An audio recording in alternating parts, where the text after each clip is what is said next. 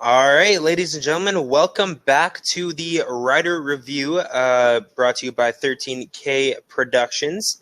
And we are here after a tough 33-31 loss to the Calgary Stampeders. First and foremost, off the top here, Tyson and I just want to send our best wishes to Trevor and his family.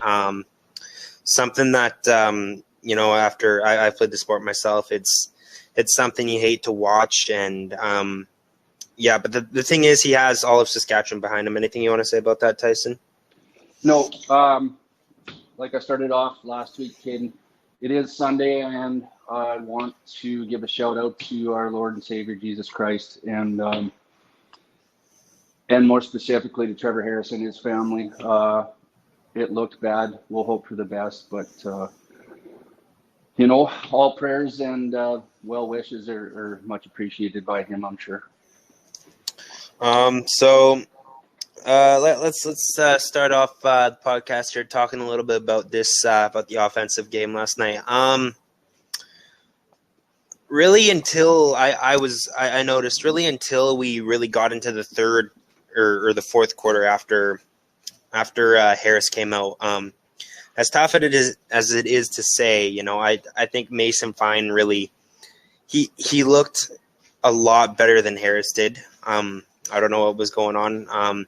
I was looking over at the sidelines too while the plays were being called, and they had big posters up there shielding. It like this game was all over the place, man. Like I don't even know where to start. Like, what do you think of the quarterback play altogether? I think Kelly Jeffrey has let us down for 2 games in a row. I think a big part of last night's loss is lying in his lap, and to a lesser degree, the Edmonton game before that, where we mustered 12 points. Without Mary Alford, and we'll touch on him later on. Without him, we had no offense yesterday. So a big part of that is Kelly Jeffrey and his play calling. Kudos to the Calgary defense. They have a great defense, but I'm worried this is becoming a pattern now, 2 games in a row with this vanilla conservative go nowhere offense. Well, I don't know what it was, 6, 7, or 8 sacks last night, something like that. It's something atrocious. And I think a lot of that has to do with the injuries on the O-line. But even with that, this O-line has a lot of potential. They looked good at times, but I mean, when you have a younger guy playing center there, right? I can't remember who was playing center. Logan Bandy. Bandy, yeah.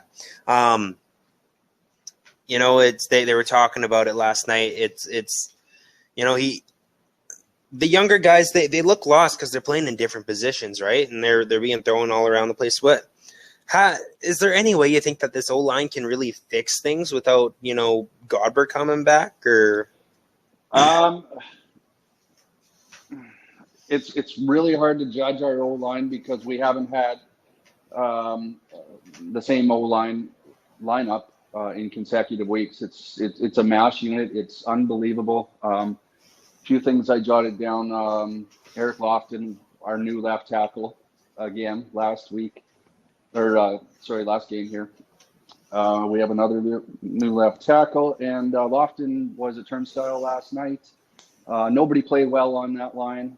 Certainly losing Godber is a massive blow. We have a kid in there in Logan Bandy trying to call the offense essentially, right, as the center on the O-line.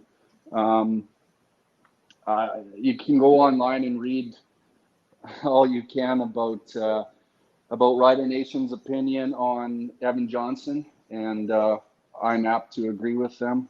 He is, with all due respect, horrendous, and it's hard to really chastise the old line because, like I said, we haven't had the same lineup in there in 2 consecutive weeks. It's really frustrating, man. And I think along with the O-line struggles comes with the running game struggles. Other than Shea Patterson, really last night, I wasn't too impressed with their running game. I think J-Mo caught more passes and went for more yards passing than he did on the ground. just to speak about Patterson, I like that. For as much crap as we're gonna give Kelly Jeffrey, I like that he was throwing in Shea Patterson there here and there. Because I don't think anybody in the CFL really expects you to just throw in your running quarterback. And I think even there was times where it would have been second and long that he was out there, right? Or first and long, and he was taking it and running. Do you like when we're sending out our short yardage quarterback to run 10 yards?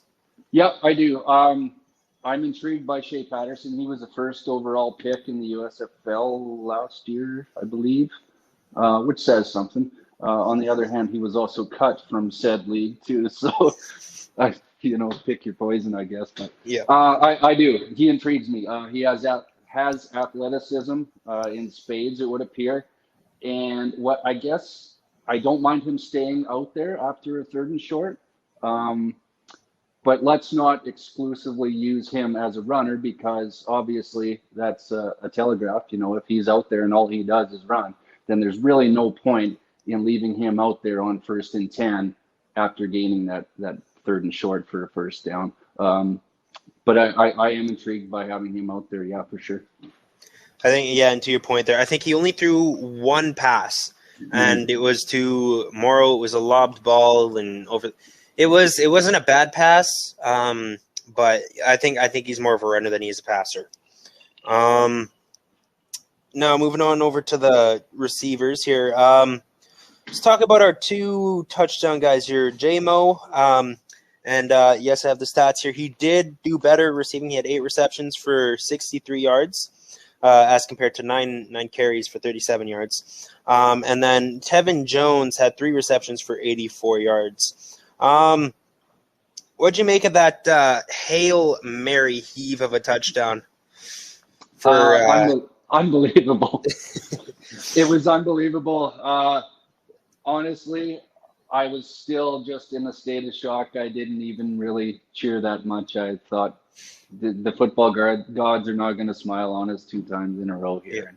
And I was expecting the bad news, which I got about 47 seconds later. But that heave and that catch was fluke.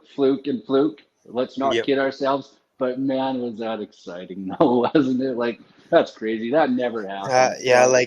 I honestly think that if you look at the play over again, you'll notice that the ball bounced right off of 2 Stamps defenders' hands and then right into Jones's hands, right? Like he's lucky he caught that.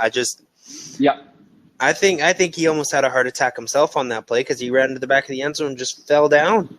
Trey Roberson is defensive back for Calgary. He's been a great one in this league. He had a cup of coffee in the NFL as well. I believe he was one of the ones that was victimized on that, and he was trying to be the hero and get the interception instead of knocking the ball down, right? Yeah. And you saw him minutes later on the sidelines having a shoving match with what I would assume is a DB coach for Calgary. And that was extremely unprofessional. And when Tevin Jones caught that, and we tied it up with Lawler's points after, Dave Dickinson was shown hurling his headset into the ground. Like, I know we hear that Calgary is just class, and they do no wrong. Well, those 2 incidents last night may prove otherwise, but that's just my opinion, right? Yeah, and you got to remember, Calgary right now, they're sitting at 2-3. So even though they won that game last night, they're still below us in the standings. So being lower in the standings, the morale probably isn't that high, anyways, right? Even going into that game, right? But if they go in, I don't know who they're playing next week. Or are they on a bye week? We're going to BC next. I don't know, Friday. We're going. Saturday? Yeah, I think it's Saturday. We're going to BC, and then I don't know what they're doing next week. I haven't really checked the schedule. But what are the emotions after a win like that on Calgary's side? After you're pushing and shoving on the sidelines, and your head coach is throwing things, but you still get the win. Like what are the emotions there? Winning is the greatest Band-Aid of all time. It cures all. It's a magic potion, baby. They'll be riding high. They hate us, and quite frankly, we hate them.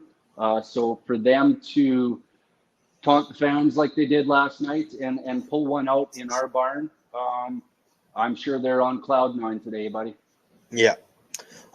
So moving over to the defensive side of the ball here. Pete Robertson had some fun last night. Got a sack at home there for the first time, I think, since week 1 again, or week 2 against Winnipeg, something like that. Yep. And he looked. He had the most. Says here he had the most tackles on our defense. He looked really good last night. I think he finally has found his rhythm over this throughout the season here. And what are your thoughts on him, really? He had a great game, but he was due for it. I mean, he's getting paid decent money. He was retained to be one of our leaders and build upon what he started last year in his rookie year. Yeah, I think he had a great game, and I hope it's a breakout one for him because we really, really need him. It can't be understated. Yeah, and we're at the bottom from what they were saying. We're at the bottom of the league in sacks, right? We're near or very near it, right? I haven't checked the numbers, but I don't even want to look at the numbers because I don't want to see how low we are in the league. But yeah, the defense. I think they finally they were out full force last night. Being there, you heard all the hits. I think the defense is really, even though 90% of our starters are out. I know I'm exaggerating on that, but still, even though a lot of our starters are out, this defense is still really good. But for the last 2 weeks in a row, I feel like they played down to their opponent's level. What are your thoughts on that? Yeah, I was just listening to the Green Zone this morning. Caden, I heard your comments on there, and I think you're right. That's typical of the Riders. We play down all the time. I don't know. It's hard not to get frustrated, but for the most part, I still believe in this defense. I was extremely disappointed in our defensive secondary last night.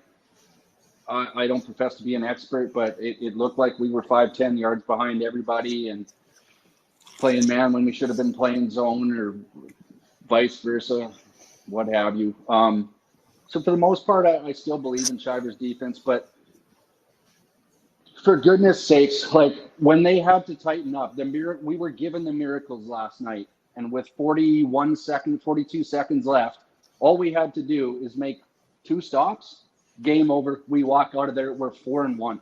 So that is extremely frustrating, and I hope those guys take that loss to heart because that is on them last night. That was a complete collapse with 42 seconds left, man. What do you think?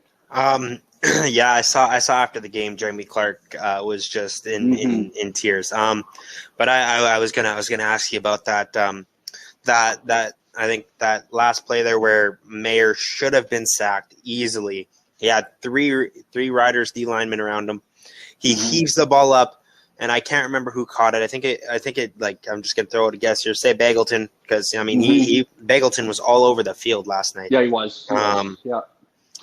So I mean, props are due. Yeah, Bagleton caught that ball, and there was no Riders within 5 yards of him, and he went back around and gained yards. If that play doesn't happen and the Riders make a stop there, that's a win. Like you said, this team has to really, focus on, shutting down late in the game, right? They have to shut down. I mean, last game they did, but you can't really rely on one player, right? Like they're, Yeah, we have closed out games, so it's we gotta back up a little bit and take a grander view of things, because we have closed out games, right?